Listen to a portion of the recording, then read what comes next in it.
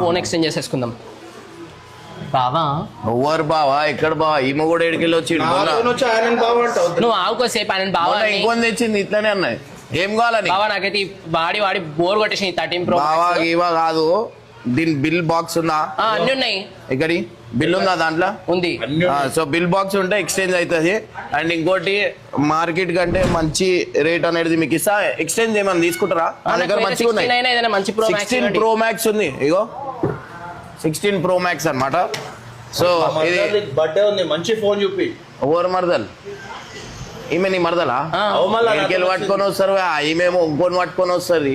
ఒక్కొక్కడు వచ్చారు, ఒక్కొక్క ఫోన్ ఎక్స్చేంజ్ చేసుకుంటారు. కోపం వస్తుంది. నువ్వు సరే కోపం గిప్పం అవన్నీ కాదు, కొంచెం అమౌంట్ అవుతుంది. అమౌంట్ చెవులో చెప్తాయి కదా.